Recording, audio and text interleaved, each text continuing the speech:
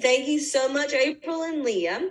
I want to close us out with some reminders about why our products are so amazing, why people need these products, and just want you walking away with strong belief tonight in the value that you're offering to people. And we're going to do that by hearing a powerful testimony of a Ruby ambassador on our team. Becca Sauer is going to share with us what has happened with her and these products. So Becca, you ready, girl?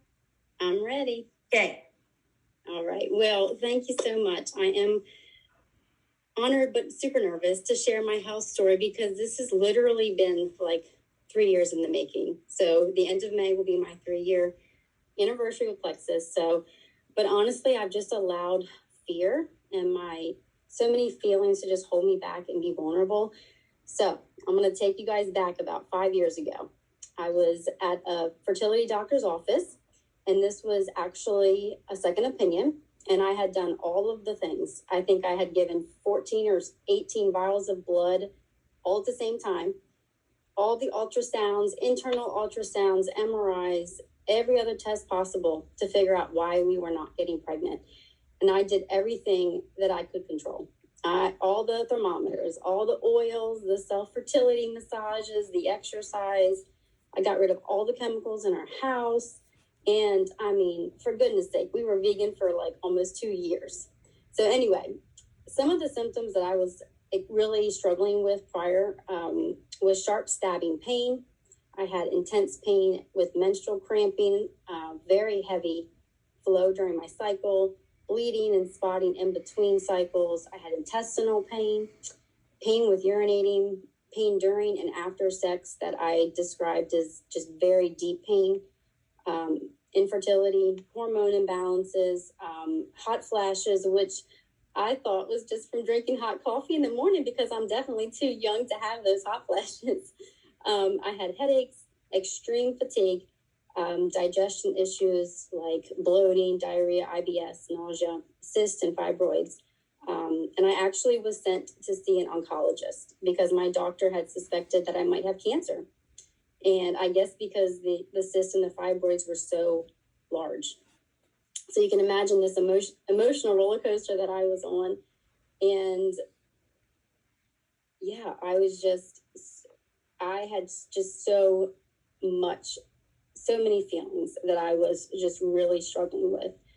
And I'm just so thankful that was not the case when I went to see the oncologist. But the surgeon that I did see, she said, if you guys were not trying to get pregnant, I would definitely suggest a hysterectomy. I was scared to death of surgery, but I really did want answers. So I had a laparoscopic done. My post-op report included a diagnosis of stage 4, which is the worst and most severe of endometriosis. It also included a removal of my right fallopian tube, and I had no viable eggs or follicles in my ovaries, which meant no IVF with my own eggs. I had been on a medication to keep the endo from growing back, but it wasn't kind to my body. My hormones were all over the place. The hot flashes were unbearable. I had insomnia because with the hot flashes, they were always waking me up. I had my blankets on and off all night long. So I was feeling all kinds of emotions surrounding this diagnosis and truth. I felt shame from infertility. I was angry at my body and even dared to say that I was angry at God. I had guilt for not being able to give my husband, Todd, a baby. I had fear that he would leave me because I wasn't able to get pregnant. I felt I wasn't good enough. I thought, what is wrong with me? I have 4 sisters. All my sisters have been able to get pregnant and have babies. Why me? And if you have ever experienced any delay in getting pregnant, let me tell you, I hated going to baby showers because although I wanted to be so happy for that mama, I was angry. I avoided feeling my feelings because then it would be true. I've had to face the facts. I was sad. I felt hopeless. I was grieving. I was praying for an answer. And I honestly had no clue about gut health. I had no idea that my sugar addiction was feeding my inflammation and the endometriosis. I thought my future would be living in daily pain or having surgery after surgery.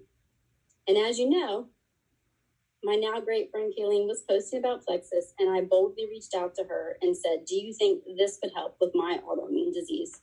And she said, "Of course, yes."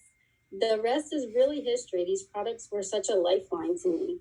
They were a lifeline for my marriage and for my husband, and now to my kids. And I'm so thankful and so grateful to be able to sit here and tell y'all that I don't live in daily pain, that most days I am pain-free. I don't have all the digestion issues. I don't experience all those symptoms I spoke about.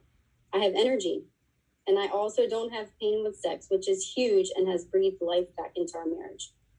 God knew, and He knew my journey long before I did. He always provides in ways we can't even dream about.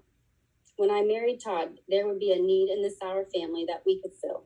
We have adopted Todd's niece and nephew, and we have had our kids, Olivia and Damien, since they were little babies.